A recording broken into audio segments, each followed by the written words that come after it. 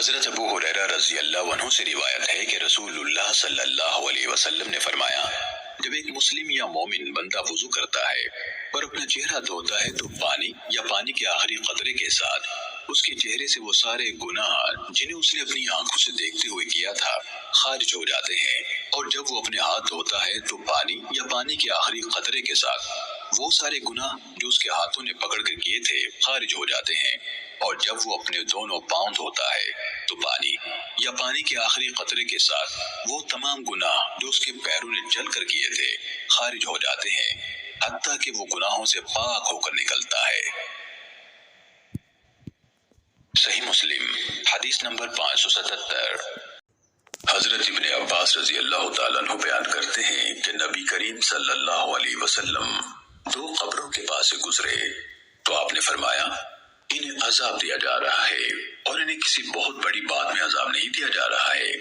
رہا یہ شخص تو یہ پیشاب سے نہ بچتا تھا اور یہ دوسرا تو یہ چغل خوری کیا کرتا تھا۔ پھر آپ نے کھجور کی ایک تازہ ٹہنی منگوائی، اسے 2 حصوں میں چیرا اور ہر 2 قبروں پر ایک ایک کو گاڑ دیا اور فرمایا، امید ہے کہ ان کے خشک ہونے تک ان کے عذاب میں تخفیف رہے گی۔ حناد کے الفاظ یستنزہو پیشاب سے نہیں بچتا تھا کے بجائے یستترو پردہ نہ کرتا تھا ہے۔ سننے ابو داود حدیث نمبر 20۔ حضرت ابو ہریرہ رضی اللہ تعالیٰ عنہ نے کہا، ایک بار حضرت عمر ابن الخطاب رضی اللہ تعالیٰ عنہ جمعے کے دن لوگوں کو خطبہ ارشاد فرما رہے تھے کہ اسی دوران میں حضرت عثمان بن عفان رضی اللہ تعالیٰ عنہ مسجد میں داخل ہوئے۔ حضرت عمر رضی اللہ تعالیٰ عنہ نے ان پر تعریض کی یعنی اعتراض کیا اور کہا، لوگوں کو کیا ہوا کہ اذان کے بعد دیر لگاتے ہیں؟ حضرت عثمان رضی اللہ تعالیٰ عنہ نے کہا، اے امیر المومنین، میں نے اذان سننے پر اس سے زیادہ کچھ نہیں کیا کہ وضو کیا ہے اور حاضر ہو گیا ہوں۔ اس پر عمر رضی اللہ تعالیٰ عنہ نے کہا، اور وہ بھی صرف وضو؟ کیا تم لوگوں نے رسول اللہ صلی اللہ علیہ وسلم کو یہ فرماتے نہیں سنا، جب تم میں سے کوئی جمعے کے لیے آئے تو وہ غسل کرے؟ صحیح مسلم حدیث نمبر 1956۔ حضرت ابو سعید خدری رضی اللہ تعالیٰ عنہ سے روایت ہے کہ رسول اللہ صلی اللہ علیہ وسلم نے فرمایا، جمعے کے دن ہر بالغ شخص پر غسل کرنا واجب ہے۔ صحیح مسلم حدیث نمبر 1957۔ حضرت انس رضی اللہ تعالیٰ عنہ سے روایت ہے کہ جب حضرت عمر رضی اللہ تعالیٰ عنہ کو زخمی کر دیا گیا تو حضرت حفصہ رضی اللہ تعالیٰ عنہ نے ان پر واویلا کیا۔ انہوں نے کہا، اے حفصہ، کیا تم نے رسول اللہ صلی اللہ علیہ وسلم کو یہ فرماتے ہوئے نہیں سنا کہ جس پر واویلا کیا جاتا ہے اسے عذاب دیا جاتا ہے؟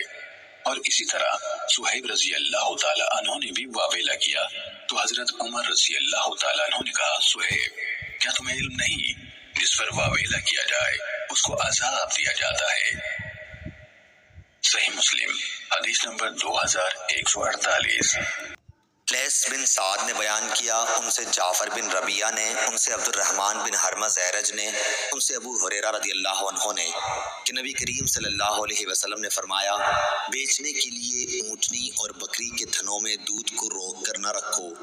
اگر کسی نے دھوکے میں آ کر کوئی ایسا جانور خرید لیا تو اسے دہنے کے بعد دونوں اختیارات ہیں، چاہے تو جانور کو رکھ لے اور چاہے تو وہ واپس کر دے، اور 1 سا کھجور اس کے ساتھ دودھ کے بدل دے دے۔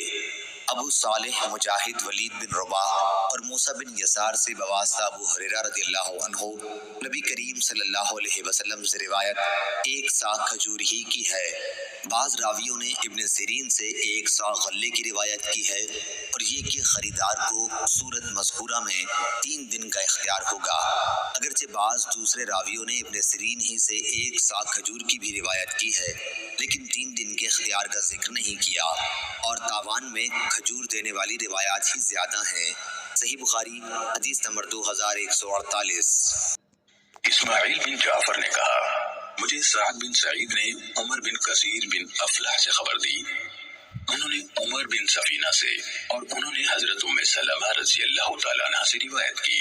انہوں نے کہا، میں نے رسول اللہ صلی اللہ علیہ وسلم کو فرماتے ہوئے سنا، کوئی مسلمان نہیں جسے مصیبت پہنچے اور وہ وہی کچھ کہے جس کا اللہ نے اسے حکم دیا ہے، یقیناً ہم اللہ کے ہیں اور اسی کی طرف لوٹنے والے ہیں۔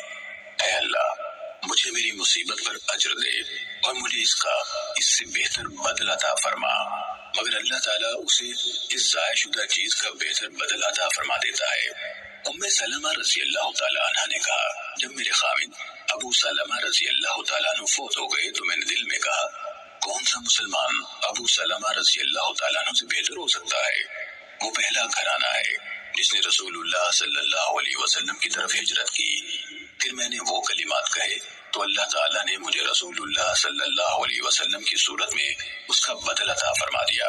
کہا، رسول اللہ صلی اللہ علیہ وسلم نے اپنے لیے نکاح کا پیغام دیتے ہوئے حاتم بن ابی بلتہ رضی اللہ تعالیٰ عنہ کو میرے پاس بھیجا تو میں نے کہا، میری ایک بیٹی ہے اور میں بہت غیرت کرنے والی ہوں۔ اس پر آپ صلی اللہ علیہ وسلم نے فرمایا، اس کی بیٹی کے بارے میں ہم اللہ سے دعا کرتے ہیں کہ وہ اس کو یعنی ام سلمہ رضی اللہ تعالیٰ عنہ سے بے نیاز کر دے، اور میں اللہ سے دعا کرتا ہوں کہ وہ بے جا غیرت کو اس سے ہٹا دے۔ صحیح مسلم حدیث نمبر 2126۔